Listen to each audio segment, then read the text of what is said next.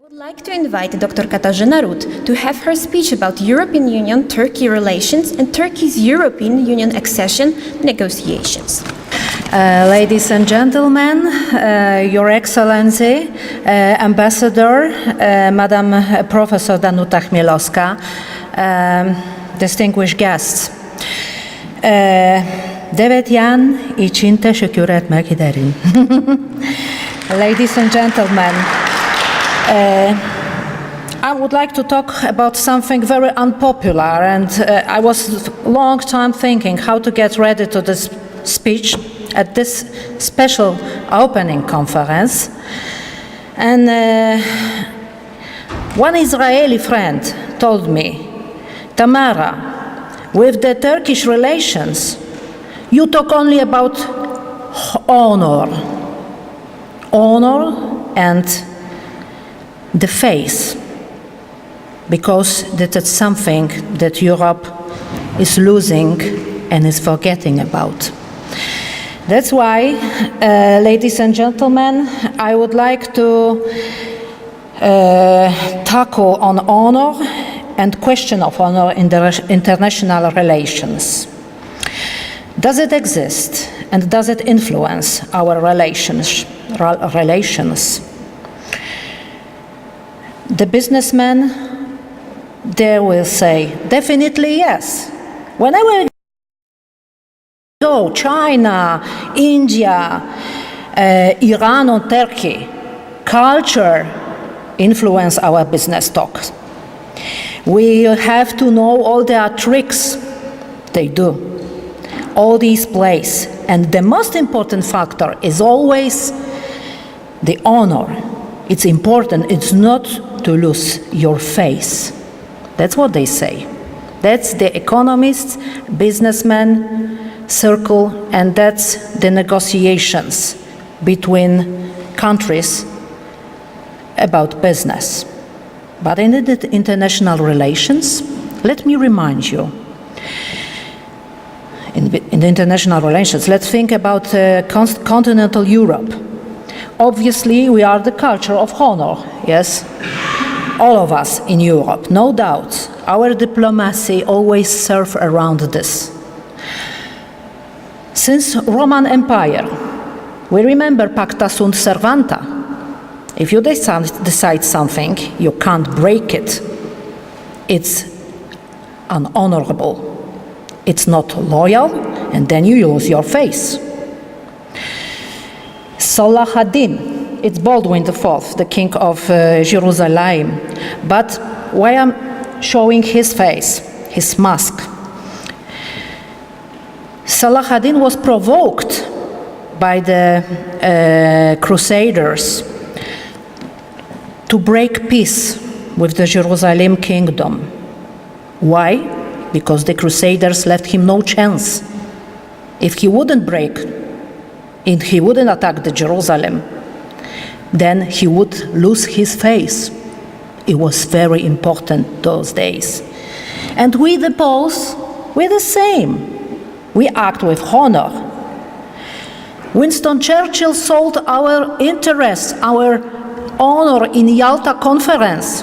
That's what we say. And we are not happy with it. We are all looking for honorable acts, and honor is a way of behaving in international relations. Can we switch the slide, please? This is in Polish, and we're going to have it in English as well for our distinguished guests, non-Polish speaking. The question is, do we still communicate with honor in the contemporary world? Do we keep our promises? Here I wanted to show the agenda of the European Union and Turkey negotiations process since Ankara agreement. But Your Excellency already tackled on the milestones, very detailed. There's no necessity to say once again.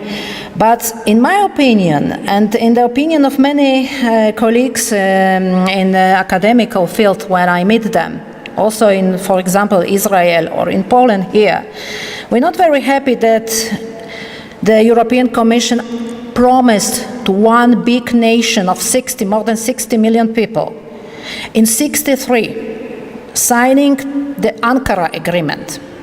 Then, after fulfilling political criteria, economical criteria, after the customs union is done, they will become a member of this exclusive club. Yeah, it was promised. What happened?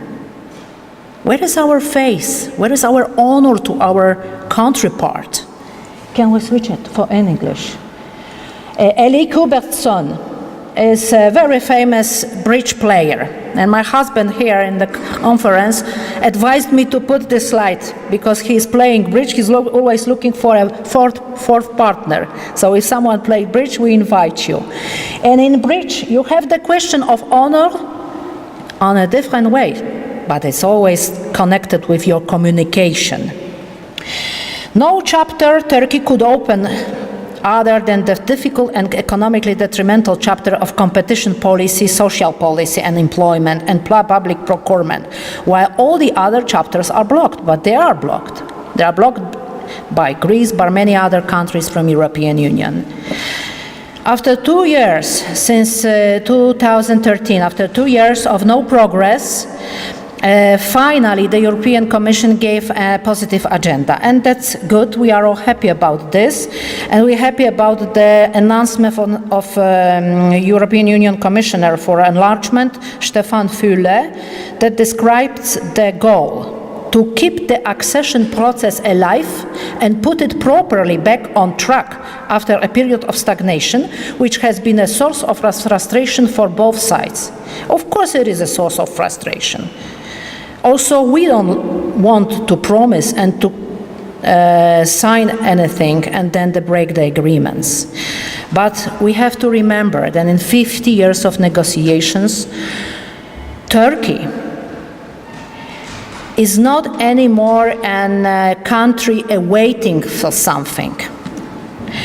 Turkey became the local superpower with the very crucial foreign relations. As Professor just mentions, even military relations. It is very important partner in the eyes of all main players, USA, Israel, Iran, Russia, and might play a pivotal role for the European relations for Europe in a connection to civilization of Islam. European Union needs Turkey. And not only to solve the disastrous problems of migration. We need Turkey for many, many reasons. Let's switch the slide, please. Because now I would like to say that European Union still tension this negotiation process. And the question arises, to what limit? To what extension? When you have a lot to lose, then the limits are flexible, yes. But when you have honor only, and you may lose your face, you act under pressure, and you may make a lot of mistakes. And between Turkey and European Union, there is a lot to win. However, the European diplomats need to play fair and keep the promises firstly. For now it looks unfair. As I told you, there was a promise in 1963. From my perspective, many times Turkey fulfilled the criteria and never became a member, a full member. So, in my opinion, the rules are changed during the play.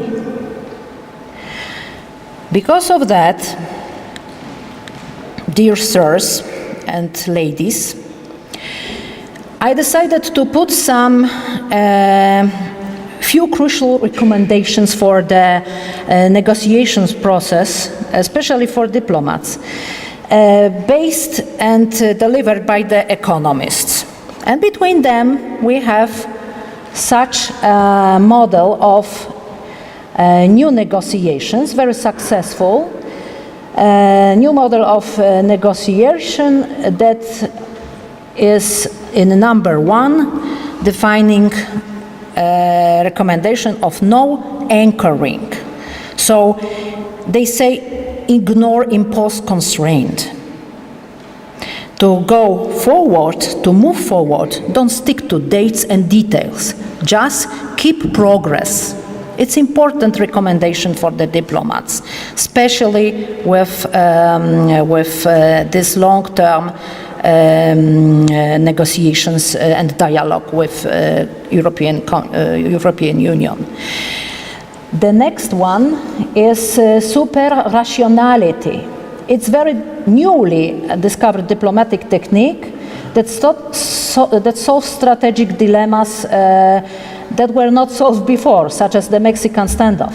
Yes, Mexican standoff. It's according to this standard game theory, the first person that shoot is most likely to lose. So in the Mexican standoff, whenever we act, we are losers. Get beyond, they say now, get beyond your own interest. Try to think up. Otherwise, all we lose. We'll all be the losers. Super rationality is the tendency in the diplomatic relations, number 2, and very recommendable to the process with Turkey. Other recommendation and other new slide is an objective criteria only, they say. Don't get into the detailed and don't try to be manipulated by the other facts. Base on your objectives. Frame your position with it. Think of the targets.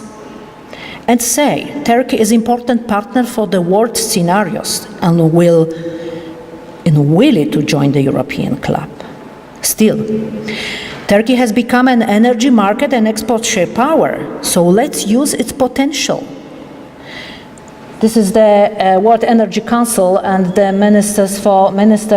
the Israeli Minister for energy sector, and we can say that despite the many discrepancies between Israel and Turkey, Israeli politicians want to start the cooperation, even within the broken military pact that started in 1964. So now Israel wants to get Turkey back. It's alluring it. It's a fact. It's an example. Turkey is a bridge to Islam culture. We may learn a lot, no doubt. Turkey is a young nation, and we may contribute with they may contribute to our dynamic development in all the fields. And the last but not least, of course, recommendation in the negotiation process for both diplomats, I may say, never allow your opponent ideas seem like their ideas. It's very polite. This is a question of politeness in diplomatic relations, yes? And it's very recommendable for the negotiation process. A highly skilled diplomat is always able to lead the other side to desired conclusions. With a soft touch to the other side may accept your ideas as their own. So I wish Markela would use this recommendation. And the next one, Lütfen, never allow your opponents to lose your face. Stick to the honor and keep the main promises. It is really important in our life, in the life of politicians and diplomats in the next century. Lütfen, and a new slide. Any slide is about future. This is what Europe needs. Egemen Bagish, he says, the chief negotiator, what he says, this is what Europe needs to do. They need to say that when Turkey fulfills all requirements, Turkey will become a member of the European Union on the day X. Then we will regain the Turkish public opinion support in one day. He is very optimistic politicians, but I think it's true. When Turkish nation will see that we are playing fair, then we keep honor, and we don't make them losing their faces, they will regain the support, because according to the Transatlantic Trends survey for 2013, 60% of Turks have an unfavorable view of the European Union. I'm sorry, that's a very pessimistic end of my speech, but let's play differently in international relations, and let's count on honorable actions. Thank you very much, Madam Professor, Your Excellency. Thank you very much.